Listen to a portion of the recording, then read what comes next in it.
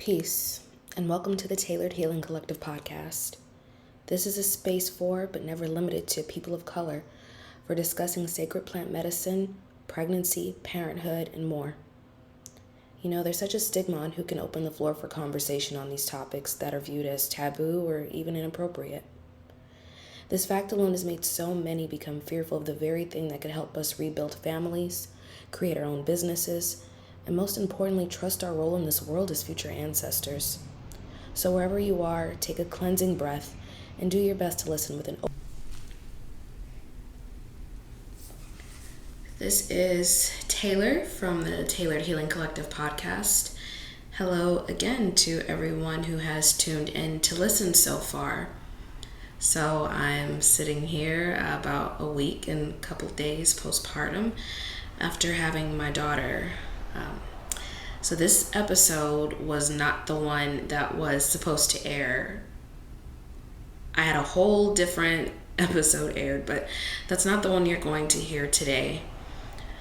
I was very apprehensive about putting this out, and events led me to deciding to put this out today.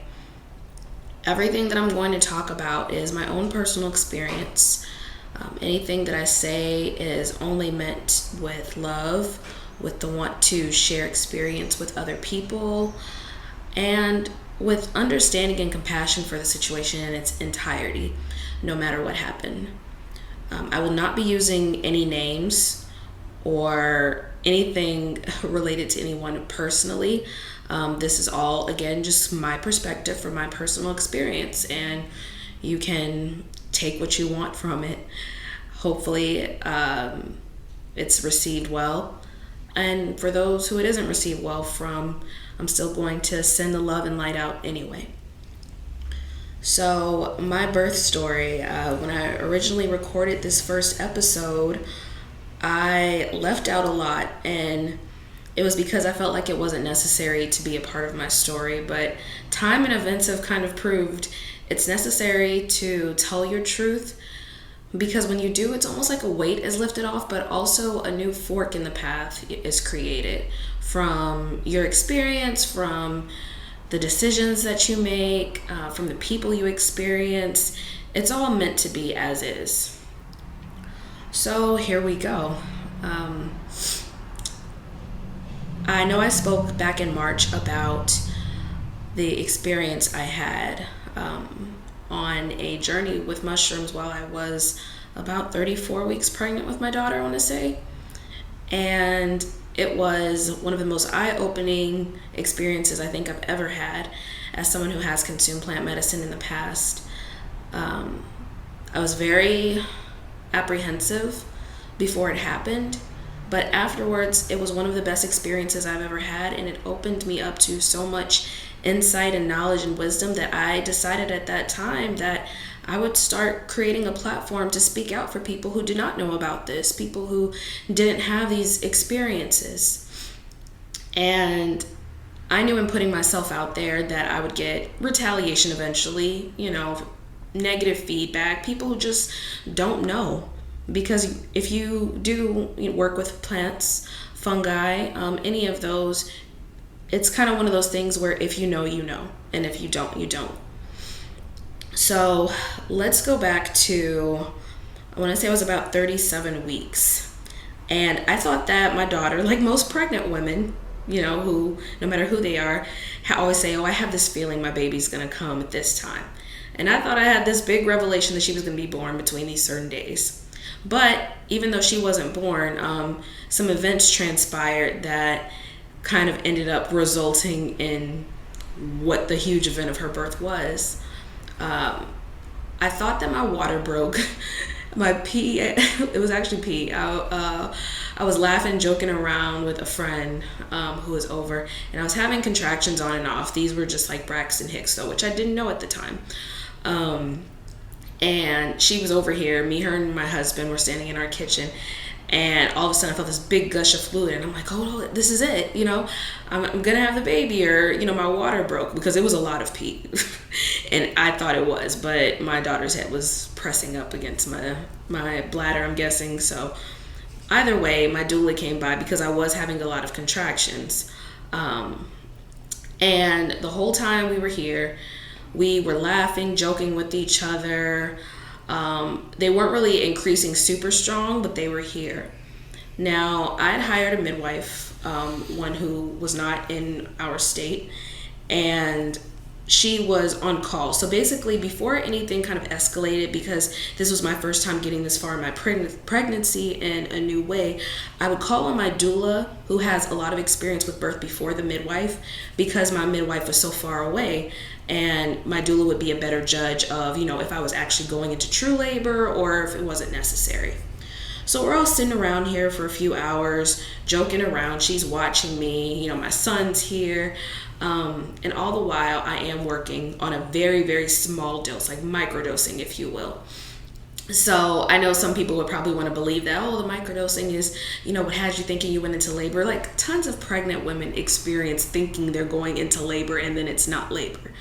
It doesn't mess with your mind so much that, I'm hallucinating contractions. Like I'm pretty far along in the pregnancy. So I could easily confuse Braxton Hicks for true labor unless, I really knew what it was. So eventually I believe it was like my doula, she texted my midwife and said, I think her water is broken.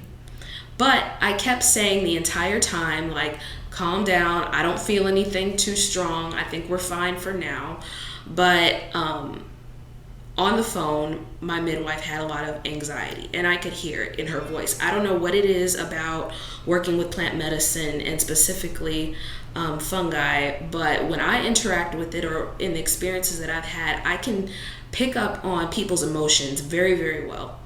I'm already very intuitive, but I could hear like the anxiety and the panic in her voice. And I understand where that's coming from, because you're far away and you want to make sure that you're there because, you're under contract with people, you're serving them, and as a birth worker in the practice, I get it. But I wanted like everything to be calm. I'm chill, like everything's fine. And, we're all sitting around and I hear her on the phone and I'm just like, I'm obviously acting very, not different, but more expressive. And I'm telling my doula, telling my friend in the room, like, I'm fine. Like, let's not all freak out. And in the conversation, I won't like give every single detail, but in the conversation with my midwife on the phone while we're all sitting here in the room, everybody's thinking I might be in labor, I might not, but, I'm pretty chill. She asked my doula to do a vaginal exam, which I refused. And I understand, again, the anxiety and the panic, if you will. And it was panic, at least what it sounded like on my end.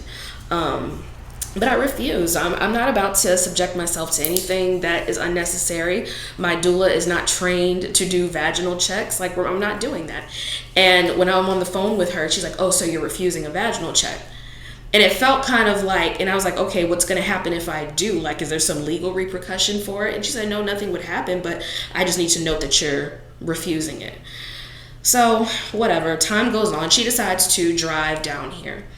And things over the nighttime, like when it got later in the evening, they died down.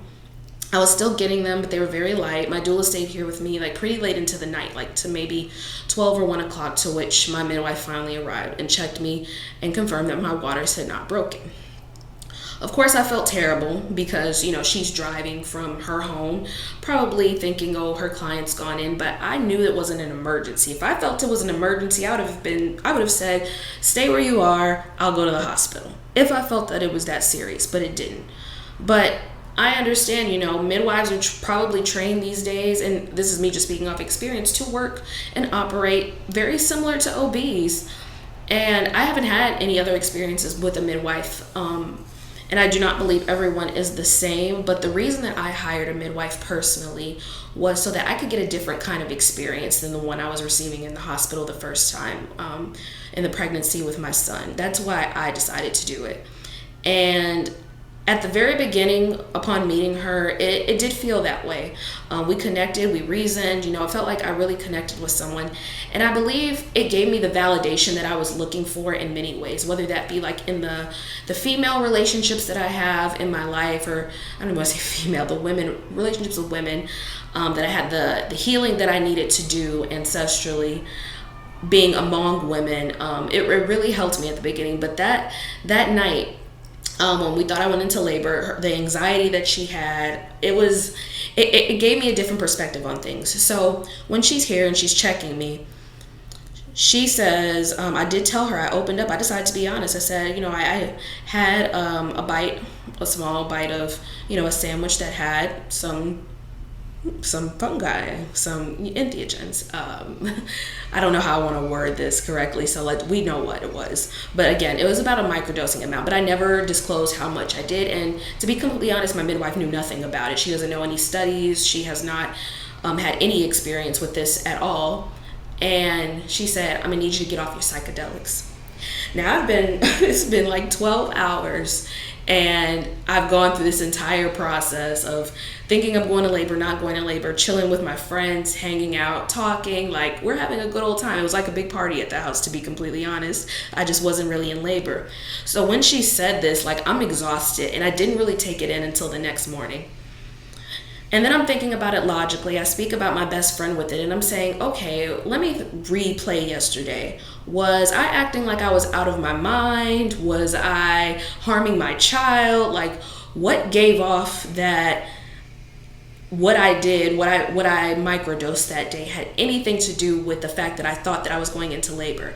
It feels like I made a pretty similar mistake that most pregnant women would make, especially who have gotten this far in their pregnancy. They would like to think that every time they have an unexpected pee that they're probably going into labor. But she was treating me, and to what I felt was insulting me in my own home. Like, you don't know anything about this. You don't know what I took. You don't know how much. But because you know how I'm using my platform now to speak about my experiences with plant medicine, my experiences with fungi, you're going to use that against me. So I never said anything about it. And I've had a couple of people kind of retaliate back at me for the things I've been speaking about, but I don't really internalize it. I really only care when it's someone that I care about. But this is someone I've hired on my birth team. So I felt some kind of way, but I never said anything directly. Now, everything that I'm saying right now is just for transparency. I'm aware that some people could take it the wrong way, but this is just my perspective. It does not have to be experienced. And again, it's all love here. This is just me recounting this experience and what it's been like for me. So after, maybe a couple weeks later, she comes again for an appointment and asked me how I felt that using microdosing, whatever, had helped me, and goes on to tell me that other people have been listening to my podcast, and they're curious. And while I'm happy to hear that, all I can think about, and my husband who's sitting next to me, who knows what she said to me about getting off the psychedelics, whatever the hell that means, it was almost like she was like apologizing, but not apologizing directly. And I don't need an apology. Like, I don't need any of that, but it's like, I was just sharing experience with you, being open and vulnerable, and you're trying to use that against me while meanwhile you have no medical proof that this is affecting me, that this is the reason I thought I was going into labor, that it's messing with my mind. So this is just instance number one. And I always find it funny. This happens very often in my life, and I'm sure with anyone who is more in tune with the spiritual world, dealing with people who are mostly on a three-dimensional view of the world kind of view.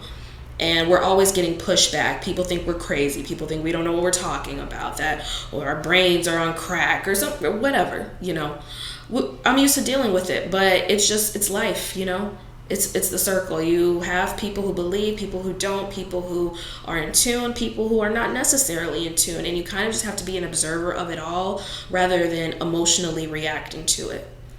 So after that, when she came back and was like giving this, I don't even know if it was meant to be an apology or just meant out of curiosity. After this happened, I had a couple weeks, so we're at 38, 39 weeks pregnant now, where it's almost getting around that time, and I'm getting on and off contractions a lot, but I don't know if these are true contractions or not. So every day, whenever they happen, I tell my doula first, don't really tell my midwife. And let me say, the relationship with my doula. So doulas are meant to be emotional support during birth. They are not meant to, unless that's their practice, to practice as midwives. So a funny analogy I keep using is that my gynecologist and my therapist do not talk. They do not have conversations, and they should not have conversations about me unless unless it is on a medical emergency situation. So part of me kind of has a feeling that my midwife, because she's the one who introduced my doula, and I was probably feeling a bit left out. But again, the only reason, and this is just me explaining myself, the only reason that I always went to my doula first when I started having contractions or inklings that I might be going into labor was because I didn't want my midwife to have to rush over here if it wasn't time yet.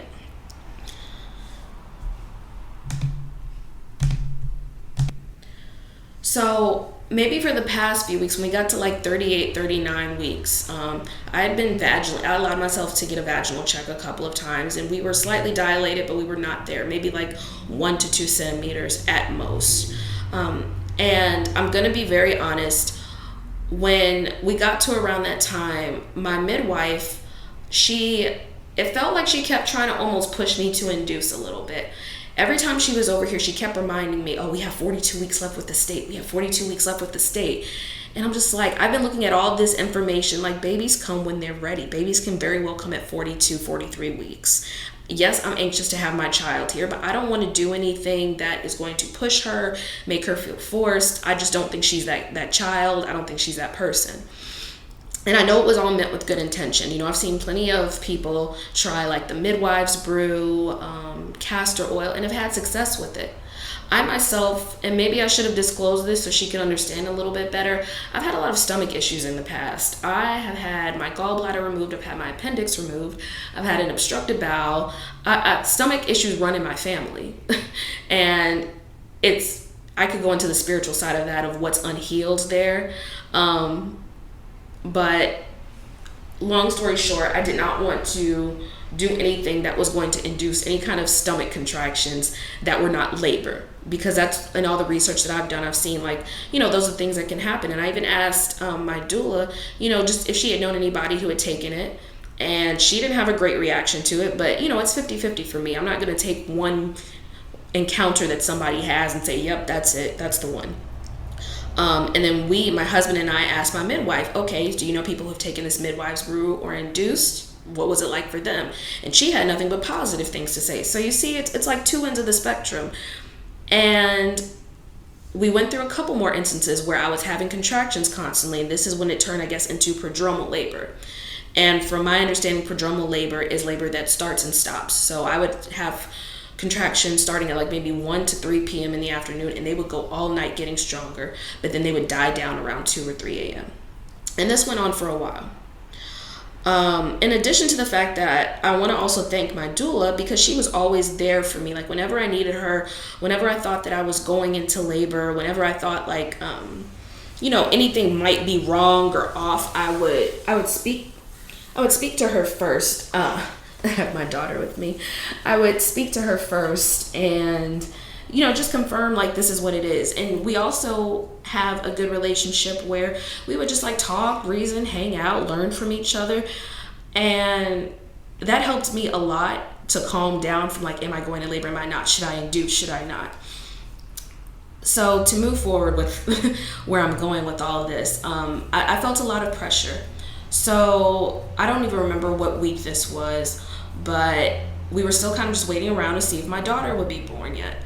And then at this point, other than the midwives brew, my midwife is suggesting that we hire a sonographer to see what my daughter's positioning is, because something may be wrong.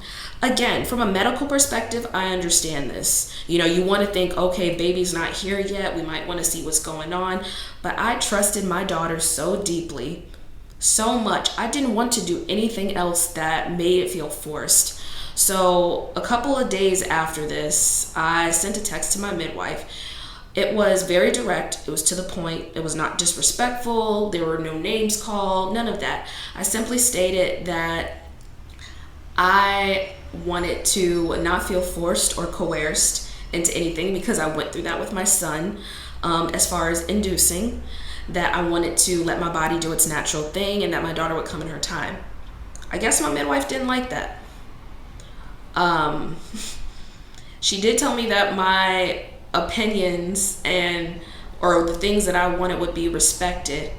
But then later on, after I told her I didn't do this, she asked us if we were going to continue to pay or when our next payment will be made. Now, we've all been in an understanding. Let's get real about it right now. We're still in a pandemic. We're working on our own. We're entrepreneurs, and we've spoken about payment and the way that we're going to handle things. We've bartered. We've all come to an understanding.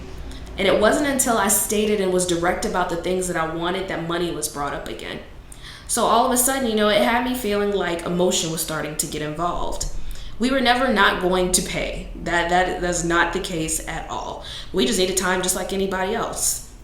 And that kind of threw me off. I'm like, okay, we've been vulnerable, had this open, close relationship, and made sure you understood we were on the same page as far as our contract goes, that you were going to get paid.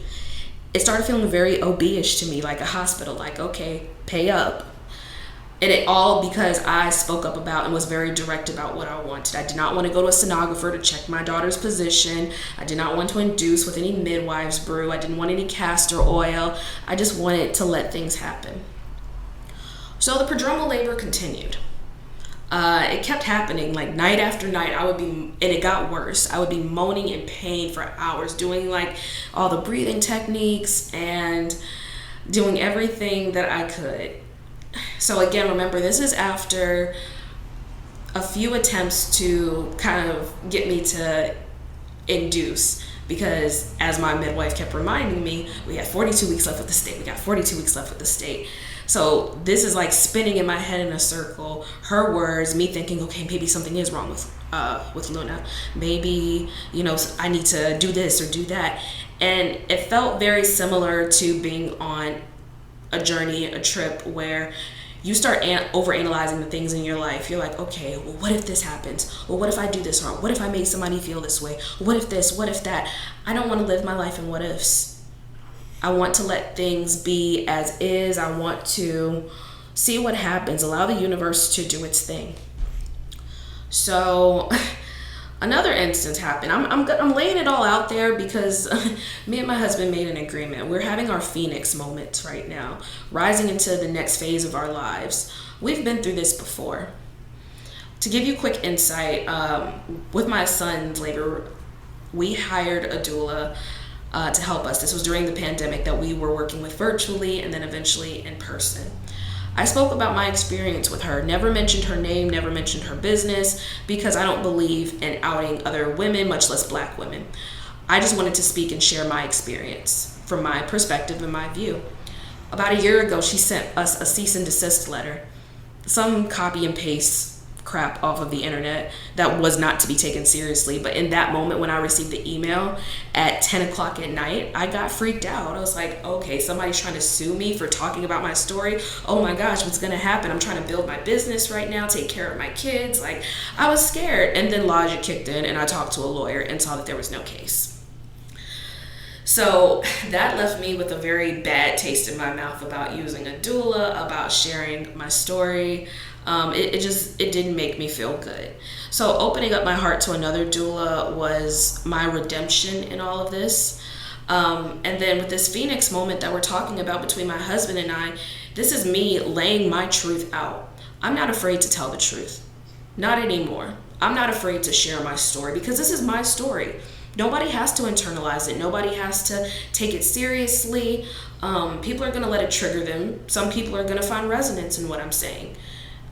I just choose to share my story because I know that there are so many families, so many people who are made to feel bad for who they are, for their experience that they're sharing, for being themselves, and whatever that looks like, whoever that triggers. And it's not my job. I don't take it as a job. I just take it as it's my duty. The plant medicine has called me for a reason, and that's to show people a reflection of themselves, to see the reflection in myself, to see this is who you are. This is your dark side. This is your shadow side, but there's also light in this. use your light. Use your light to shed darkness. Use your darkness to shed light. And that's what my intention with all of this is. So moving forward, I'm having prodromal labor on and off, on and off. And I was tired at that point. I was doing everything that I could, everything to bring her here, but I would not give in to inducing myself. The last time my midwife checked me, I believe I was about 3 to 4 centimeters, according to her.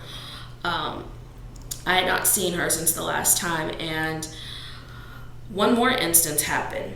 So we asked my doula to speak on our behalf because we felt like we were on a conversation with the midwife thinking that my water had possibly broken yet again, and we felt like we weren't being heard because we were constantly being it felt like being pressured. I'm not gonna say it was, but it felt like being pressured to induce labor with the castor oil to speed and quicken things up. And I didn't want to quicken things. I wanted to take my time with them. So we asked our doula to speak on our behalf. 5 minutes later, after she agrees, we get a call, a 3-way call. My midwife puts us all on a 3-way call.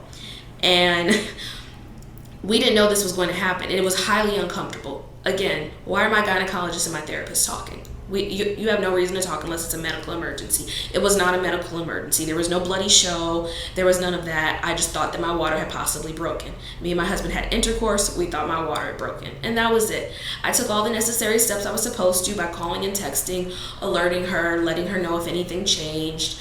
And she puts us on a 3-way call with my doula and puts us all in an uncomfortable situation. This is someone who I'm trusting to be my birth worker, and it felt as if she was acting emotionally, through what was going on. And it made me uncomfortable. It made me very uncomfortable. And it's hard to voice these things because I don't even like confrontation. I don't like triggering people. I don't like making people feel bad. Like, I care and I'm a very nurturing person. But I keep to myself for this reason also, because I feel like when I tell my truth, people get a little uncomfortable. They're used to me being quiet. They're used to me being kind of like, yeah, okay, I'll do what you need. I'll do what you want. Being a people pleaser. And I don't know what it is that sparked in me with my daughter that didn't spark with my son, but like power kicked in. I was like, okay, I gotta do what I gotta do. So after this uncomfortable conversation on the phone where nothing really happened because I was also not in labor that night, it got to the week of my son's birthday and she still was not here. I was a week late with him too. He was born 2 days before her, just 2 years ago. And we get to that day or 2 days later, and I'm still having this prodromal on and off labor that is keeping me up all night. Thank the universe for my doula, because she knew how tired I was, she knew how frustrated I was, and she still chose to be there for me in the moments that I needed her. And even when I would tell her, don't come over, don't do this, she would still show up. On this phone call, this 3-way phone call that we were all put on, my midwife was telling me that I was burning my doula out. And I automatically was like, what the? I'm like, does she feel this way? She didn't tell me this. I don't call on her unless I need her. Like, why are you speaking for her? Why are you doing this? And I didn't know how to take it. So me and my doula, again, our relationship is completely separate. So it's like I'm being made to feel bad for being a mom who doesn't know exactly what's going on with her body and just calling her doula, like, just to confirm, like, hey, am I in labor, am I not? So you see all these uncomfortable situations that felt, very heightened for me at the very end of my pregnancy, who's also a mom to a toddler. There's a lot going on, personalities I'm trying to maneuver around, all while, being in the very last stage of pregnancy and oh so tired. Like, I don't think I've ever been that tired in my life. Ready to go into labor, but not there yet. So during all this, we have the energy of the solar eclipse, the full moon, Mercury's in retrograde. So of course, all this communication going on is probably being perceived like as the worst possible thing. That night, 2 nights later, because I had been going through it again, me and my husband sat down and we had a conversation. And this was not the conversation I wanted to have. I did not want to go to the hospital. I was in the hospital for my son's birth. I didn't get to hold him. I didn't get to have skin to skin. He wasn't breathing when he came out. I only saw my husband for 2 seconds, and I'm cut open on the table looking up at hospital lights. I didn't get to hold him until that night or the next night, I think. I don't even remember. I had been induced with a Foley balloon. I'd had doctors in and out of my room for a week, like 5 to 6 days. It felt like a whole week. And then it resulted in his heart rate going up and down. He's having D cells, I believe, and he had swallowed meconium, so I had to have a C-section. This was my biggest fear, and I think I chose home birth because I thought it was the brave thing to do. I was trying to be brave. It was almost like I had something to prove. I'm choosing home birth because, I want to be this warrior, not this scared little girl who gave up the first time because her whole family was around her telling her, you need to go to the hospital. You just let them take care of it, kind of thing. And I thought it was the right thing to do. So here I am sitting with my husband, and I'm telling him, like, I think I might want to go into the hospital. I'm feeling all this pressure from our midwife to induce. I'm getting anxiety. And then, like, also towards one of the last days that I'm going through this prodromal labor, she sends me this random Google article that I'm a person who researches everything. So I'm like, what am I supposed to do with this? And it's funny because she's trying to tell me, this is what prodromal labor is. I look, I read, and then I go look on my own. One of the reasons you can get prodromal labor is anxiety. I had mad anxiety and didn't even realize it. Like, all this pressure, you have 42 weeks with the state, 42 weeks with the state, 42 weeks with the state. Maybe you want to try this midwife's brew. Maybe don't try it. Okay, we think these contractions are starting, well, maybe you want to speed things up. It was just all too much. And in making that decision, I had to put everything aside that came with my son's birth. The fear that my daughter would be taken from me and I might not see her again.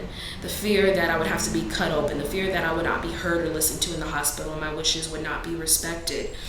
I had to put all of that to the side and not make it about being bravery, but doing what felt right for me.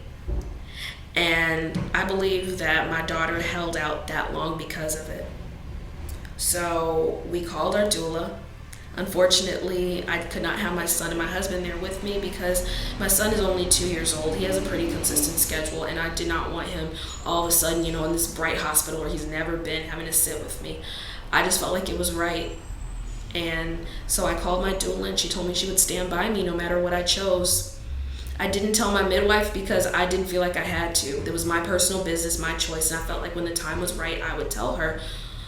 And again, from a medical contractual side, I understand why she would want to be informed, but it was still within my power and my right to decide when I wanted to inform her.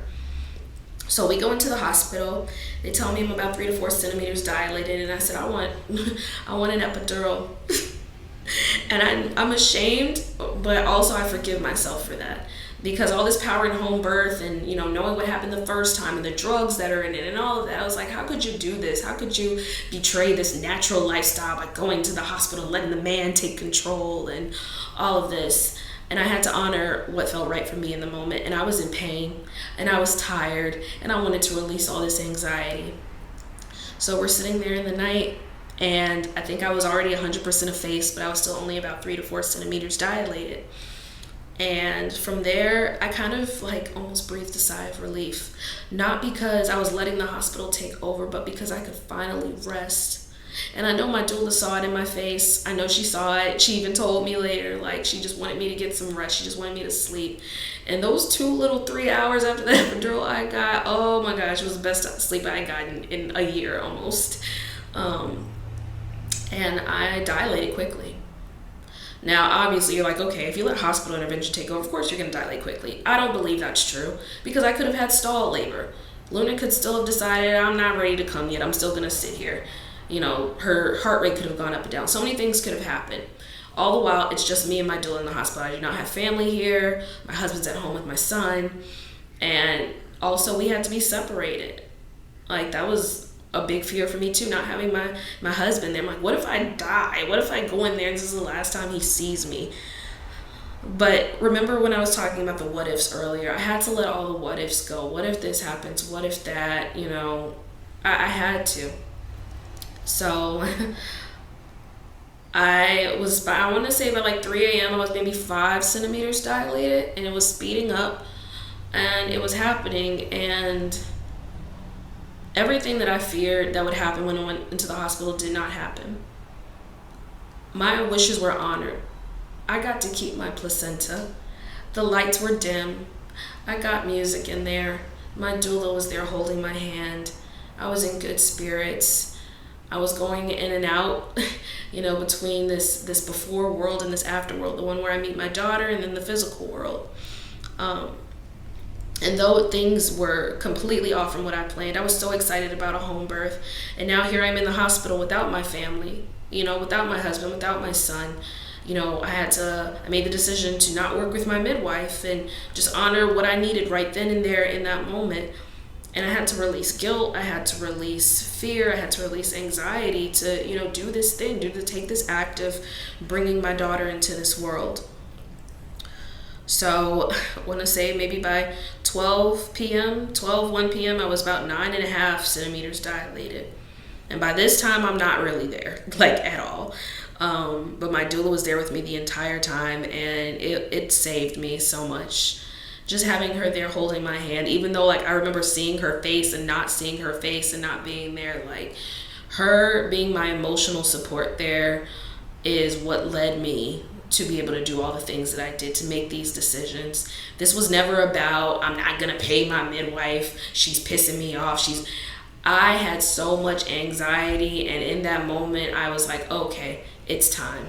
And of course this decision was made under an astrological time where this is about rebirth. I had to literally kill off the person that I was before to step into who I was about to become. So my husband he was able to come up there with me for about an hour and a half. I didn't have anybody to watch my son, so he had to go back home to him.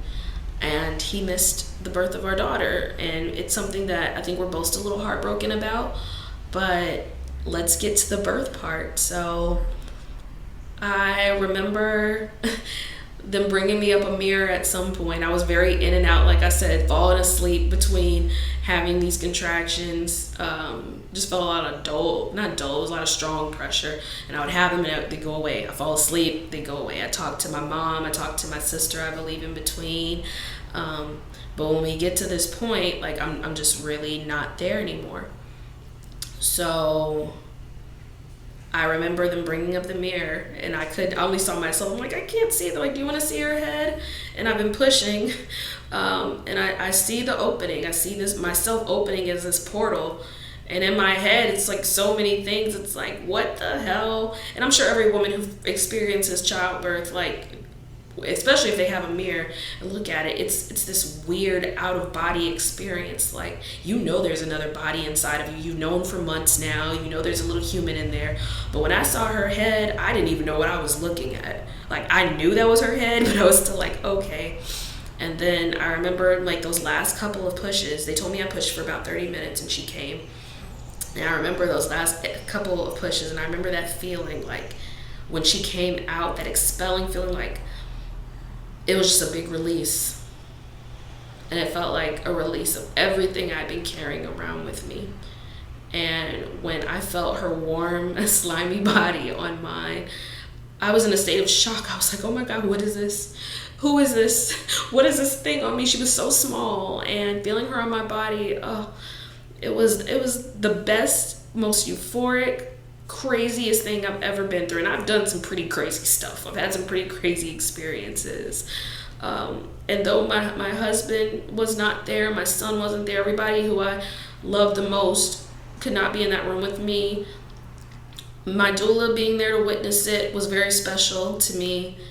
And that moment, at that moment, I knew that I didn't have to be brave, that I already was brave. That it did not matter whether I had her at home or whether I had her in a hospital. As long as I was able to take my power back and know that I own that moment, nobody could take that from me, no matter where I was. That was me and Luna's moment. Luna and I was the best moment of my life, next to seeing my son for the first time, next to falling in love with their father. It was the best moment of my life. And my doula, just, I want to thank her so much for holding my hand through all this, being my emotional support. I'm just thinking of, like, I've been thinking about this moment, and I'm so lucky that I can remember all of this, because with my son's birth, all I remember is bright lights, cut open, hyperventilating, he was gone. With her, it was just like this drawn out but beautiful process I can look back on and say, wow, I did that. I brought these babies into this world. And in this birth, I took my power back. So following that, I'm in bliss. Eventually my husband and son come to the hospital. We're just like in this new joy, holding our baby girl, looking at her, joking around, having fun with our doula. So we're going to the next day, and I get a text message at 6:50 in the morning, and it's from my midwife congratulating me on the birth of my child. Now, I've told nobody that I went into the hospital. The only person that knows was my mom, who I called on the phone, my sister, who knew I was in labor, my husband, and my doula. And I had no intention of telling anyone until I was ready. And I'm getting this text, and I'm like, okay, where would she even get this information from? I know exactly how she got it. But my whole thing is like, I just had my baby. If you even knew that I made this decision to separate care from you, why wouldn't you give me the time and space I need to come and say something? Everything is fine. And I knew immediately she found offense in that. So I responded with another very direct but professional text message saying that I felt that it was inappropriate that she contacted me in the way that she did, and it made me highly uncomfortable. I wanted to tell her when I was ready that I decided to go into the hospital and give birth. I mean, I just gave birth. I really don't want to talk to anybody right now. I want to be with my daughter. I want to be with my family. I felt it was inappropriate. I felt like the moment was almost taken away from me a little bit because someone else did not get what they wanted out of the situation. After that, I sent that text message. Again, it was a very respectful text. I never received another text back. Not once. And it seems that when I state my boundaries, it offends people.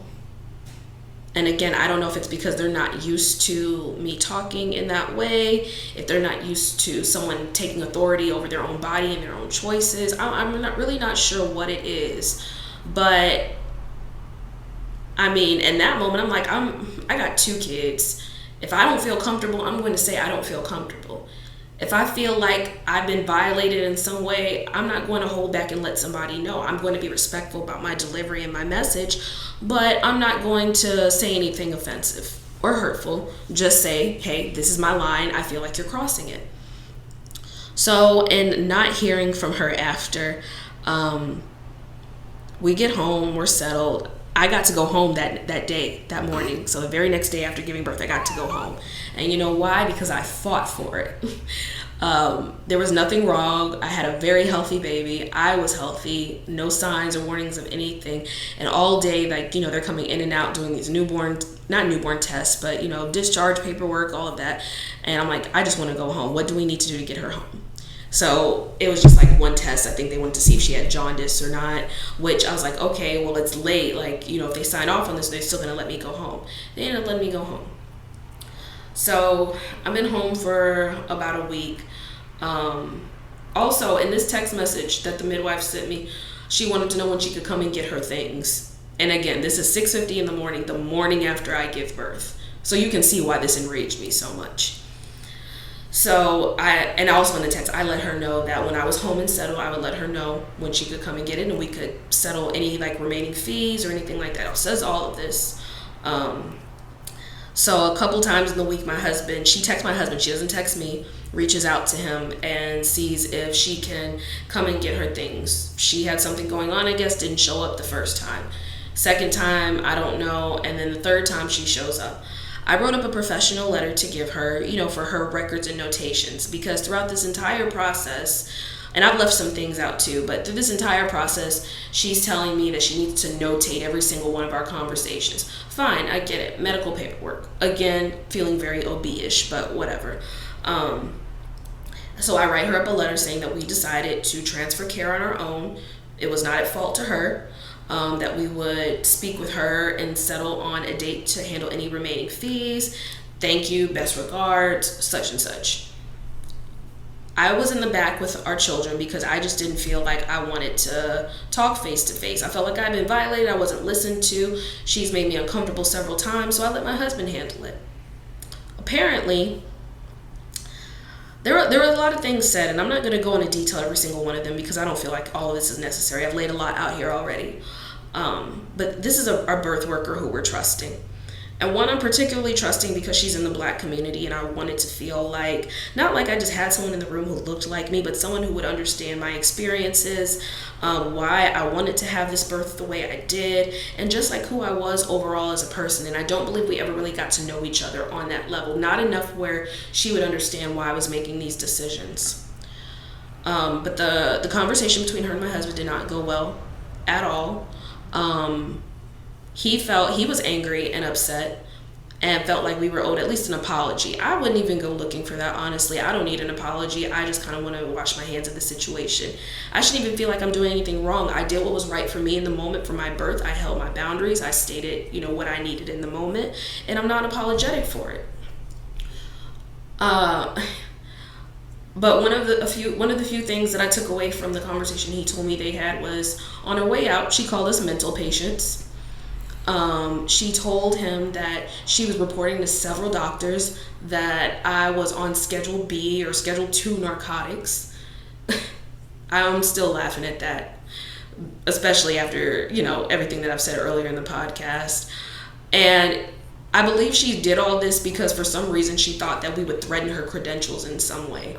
And that's not the case. I'm not going after anybody's job. All I wanted was my daughter here, and I wanted her here in our way, without being forced, without being rushed, without inducing anything. And now you're trying to use the platform that I share for people who look like me, for women who look like me, to feel comfortable speaking out in their stories, sharing about how, not just psychedelics, plant medicine has helped them, lead a better life, lead a calmer, more relaxed, more conscious and intuitive life. I'm sharing all of this with you, and you would go out of your way to go report to doctors about me. Also telling my husband that apparently my anesthesiologist was talking shit about me. I'm like, how would you even know who my anesthesiologist was? I never gave you permission for my records, my medical records. I never gave you sign off on anything that said you can go up to this hospital and access anywhere you want to. And also there's HIPAA. Like, first of all, nobody's going to violate that because that would result in major lawsuit. I just don't believe anyone told you that. So it's like all these things are triggering. And when I heard that, like, my husband comes back, and when I see this look on his face, I know something's wrong. He looked terrified.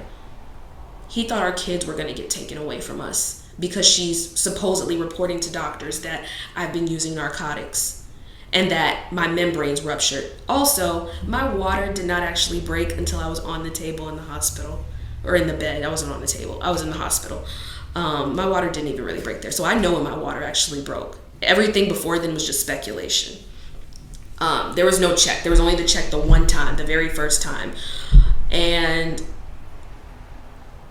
when I was calm when he told me that. He's freaking out. I'm calm because logically I know, first of all, well, this isn't even in my system anymore. Two, I would not have walked out of the hospital if that had happened. My daughter would not be in my arms right now. We would not have been released the next day if she had really reported all these things, or, that's just not how the system works. But she's giving all these scare tactics for what?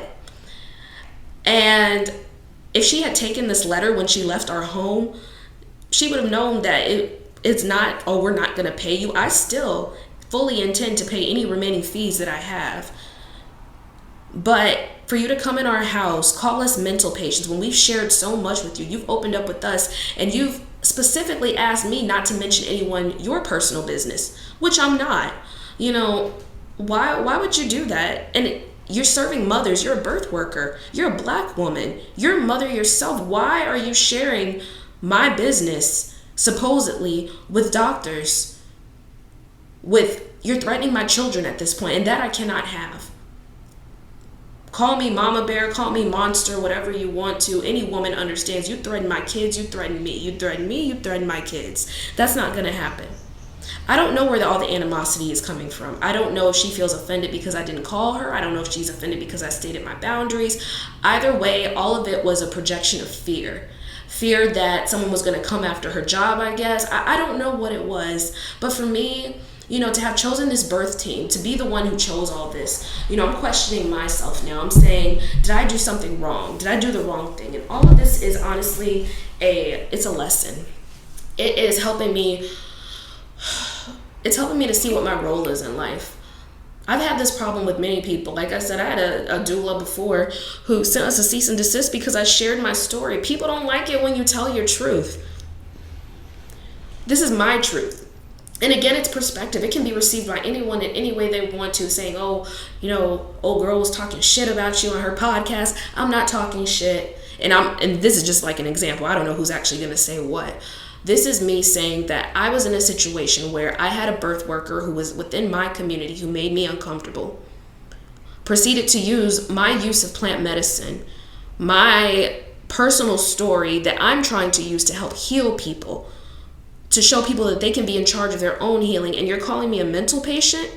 All because I stated my boundaries, all because I made the right decisions and choices for me. And now I'm questioning myself, saying, am I doing the right thing? I don't want to be this person. I don't want to have to trigger people. I don't want to be the person that has to stand out and stand alone. But you know what? I wrote this in my daughter's story that I wanted to read to her when she was born. I didn't get to. But in this letter that I wrote to her, I said, sometimes you have to stand out, you have to stand alone. I felt very betrayed, I'm not going to lie. But one thing I'm also realizing, the way that this world operates, you have to see the light in the dark. Not every situation is going to be happy or have like this joyous ending to it, but everything has a lesson in it. To my midwife, I don't have any disdain, any hate. I wish for you to continue practicing birth work. I hope you learn from this situation. I've learned from this situation. I've learned that it's not about me needing to be someone. It's about realizing I am already that person. I'm not out to hurt anyone. I'm not out to take anyone's, way of living. I have kids too. I want to do the best that I can for them. And part of that for me is stating who I am and what I need in the moment and not backing down, not burning bridges necessarily, but knowing that I can rebuild anything that I want to in my way. And if that's my story, that's my story. There's no hate in anything that I'm saying right now. There's no disdain. I needed that situation to happen. I needed to be able to experience all of these things. I needed to trigger people, and not because I'm like intentionally trying to trigger people, but all these things had to happen in order for my daughter to be born, for me to step into this next phase of my life. The first time when I got that cease and desist, I was scared. I was scared out of my mind. Because I'm like, okay, I'm here. I am trying to, build up this business, this long-term thing for my children. And now somebody's trying to come after me and tell me I can't tell my story. I'm going to tell my story. I'm going to tell how things have affected me. And I'm not going to say sorry for it. But it also needs to be known that this world that we live in, whatever it is, how impermanent it can be, how temporary things are, everything has a lesson in it. Everything. And in that lesson, you realize everything matters and nothing matters. What I needed out of the situation was both my kids in my arms, and eventually I got that. What I needed was to take my power back and know that no matter what happened in the situation with my daughter, that if I stood my ground, a miracle would happen. And it did. She was born perfectly healthy. We left the hospital the next day. There have been no issues with my health. I've been healing beautifully. I've been in my own home. Things are not perfect, but they are exactly the way that they need it to be and how they need it to happen. And it's helping me grow. I'm holding my daughter in my arms right now and just like in amazement looking at her, not just because she's like a new baby and born, but my children have been catalysts in my life, as I'm sure in most women who have children. Like, they're always a catalyst for this change because you see life restart again and you're like, wow, like if only I could go back to, I'm sitting here trying to learn all these lessons, and you come into this world already knowing the answer to all of these. But somewhere along the way, we forget what these answers are. And we make it about bills and, massive school shootings and wars and all of these things that are meant to drag our vibration down. The world is not perfect. We have to experience both the light and the dark, but we also can be masters of what we choose to experience in this world. You set your boundaries, you set your guidelines. Don't let anybody cross them. I don't believe anybody had bad intent in this situation that happened with my daughter. I believe that a lot of it was a projection of fear. And that's completely understood, especially as people of color. We fear the system a lot. Our children have been ripped and it's still being ripped from our arms. Because I want to remember that. Like, there are still children of color being ripped from the arms of their parents for things that were once sacred and indigenous to our communities and to our people. And now we look at each other and we point the finger and we say, see, it's the stuff that's making you crazy. Not that it's that medicine that helped heal you. We follow along with these things that the medical system is saying and these things that other people are saying. And we look at other people with privilege and we give them so much leniency, but we don't give it to ourselves. I'm not a birth worker. I'm not a doula. I'm none of these things, but I do understand emotion, at least as well as one can. And what I could not have in my birth space was the fear and the anxiety that something bad would happen. And I'm so glad that I did not have to get induced, that I chose to listen to my body and trust my body, and all that I required while I was there was an epidural. I'm not shaming myself anymore for honoring what I needed in the moment, because I have a beautiful baby girl in my hands right now.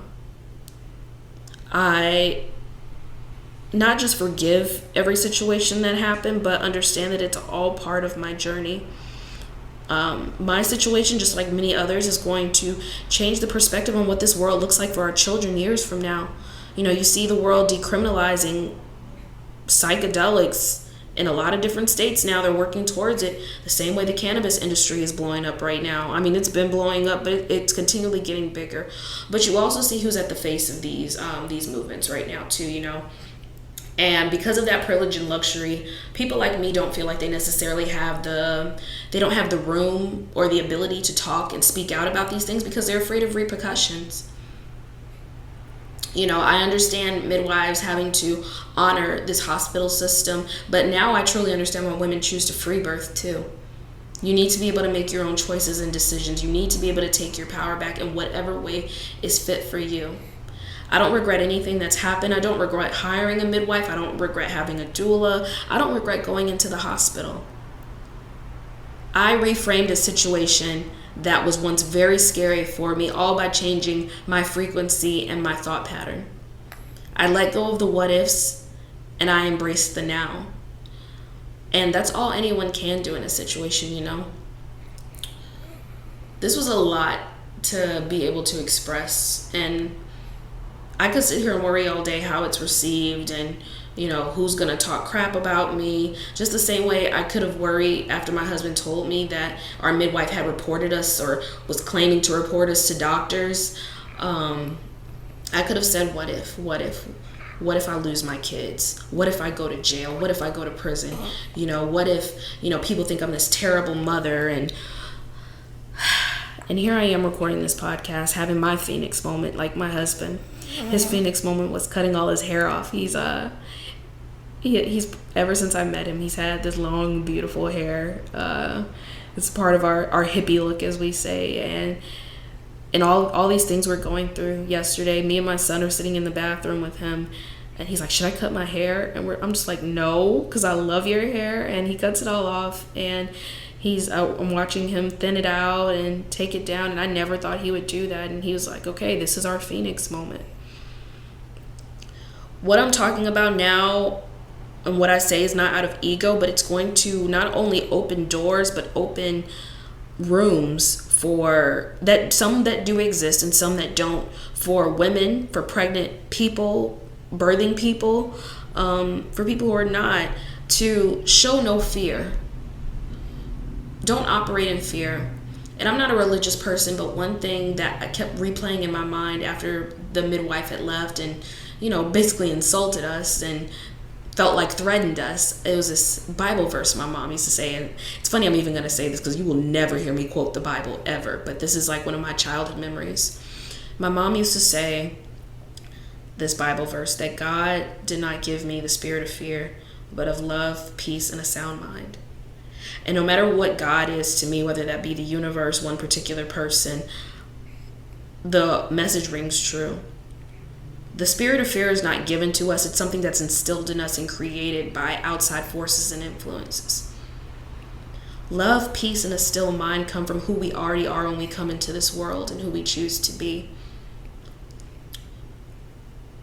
I choose love over fear.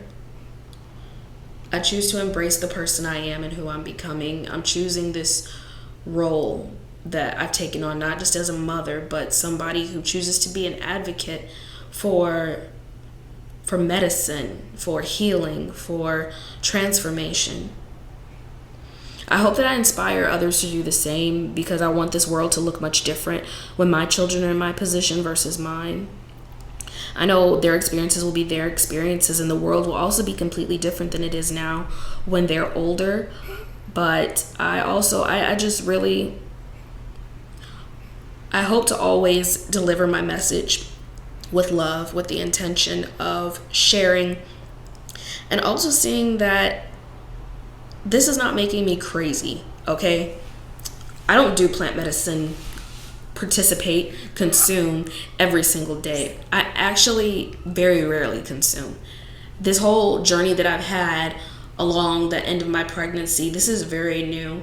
I participate maybe once or twice a year, if that, sometimes waiting with 3-4 year gaps. But this is coming up. As you see, mushrooms in particular are now going mainstream. But you don't see people like me speaking out about them, not really. And the people that are ones I try to follow closely on social media, because they are the advocates for social justice that we need right now.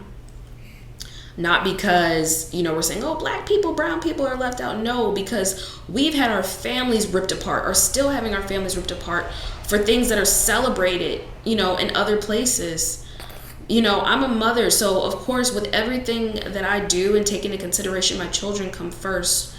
And with this, I do this. I speak out about this. I'm saying what I'm saying. I make these funny Instagram reels, I make these posts because I want to be one of the people who helps create a different world for my kids and for the kids of others, so they don't have to fear. So they don't have to think everybody is always out to get them. So they aren't afraid to challenge the system. So they aren't afraid when they do have providers, even the ones that look like them, to stand up to them and say, this is not what I want. This is not the experience that I want. I choose different. I've said so much. This is a lot. This feels like a big vent session, honestly. This is not meant as an attack. This is meant with love.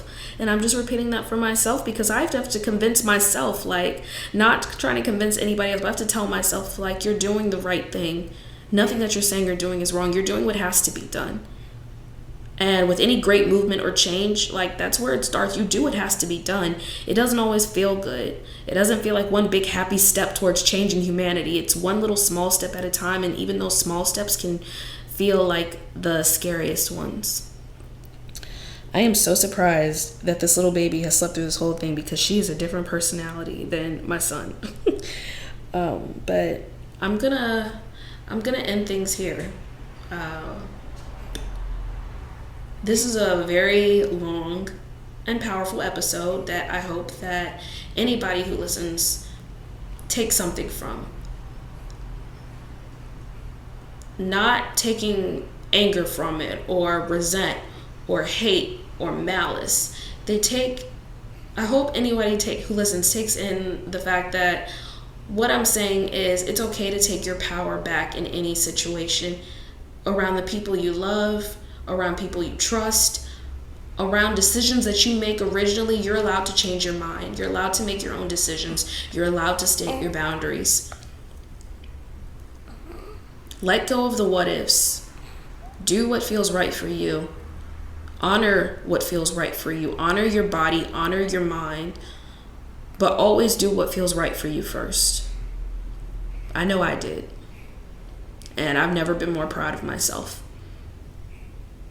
I never want to hurt anybody along the way, but I do want to open some eyes. I do want to change some perspectives. And this little baby that was born under this eclipse, letting go of the material, stepping into the unknown, that it will forever have changed my life and hopefully one day change the life of others.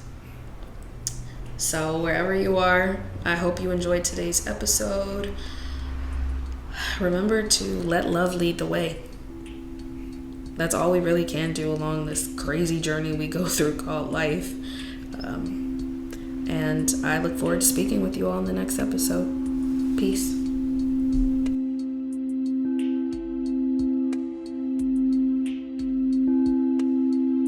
I detach from the old. I have a crown of success. I am sure of what is coming, and let the universe do the rest. I don't know how, I don't know when, but I manifest what I want again and again. I don't know how, I don't know when, but I manifest what I want again and again. I don't know how, I don't know when, but I manifest what I want again and again. Time is a dimension that we enter when we choose to align with self that's divine. It first exists inside of our minds. I don't know how, I don't know when, but I manifest what I want again and again. I visualize my desires. I create with intention a new dimension where reality is in my hands. I don't know how, I don't know when, but I manifest what I want again and again.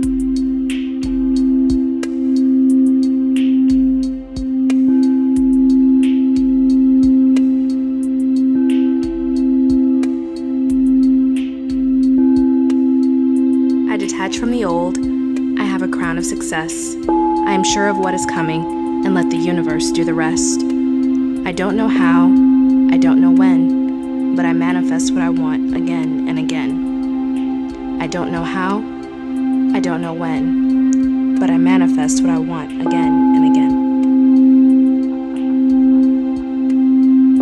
I don't know how, I don't know when, but I manifest what I want again and again.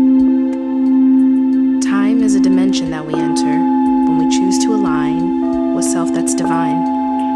It first exists inside of our minds. I don't know how, I don't know when, but I manifest what I want again and again. I visualize my desires. I create with intention a new dimension where reality is in my hands. I don't know how, I don't know when, but I manifest what I want again and again.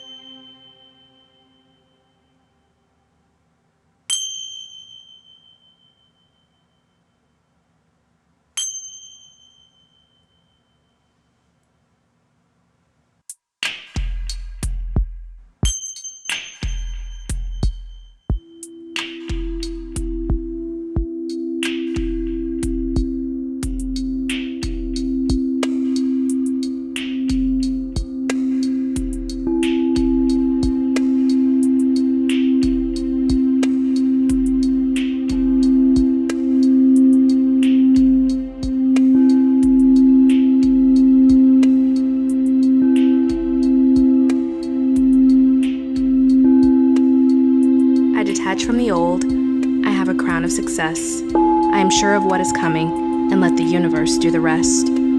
I don't know how, I don't know when, but I manifest what I want again and again. I don't know how, I don't know when, but I manifest what I want again and again.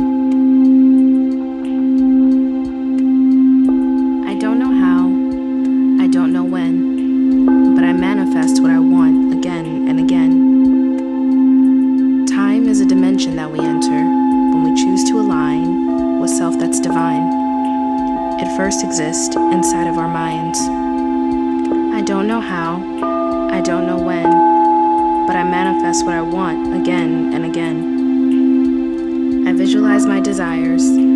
I create with intention a new dimension where reality is in my hands.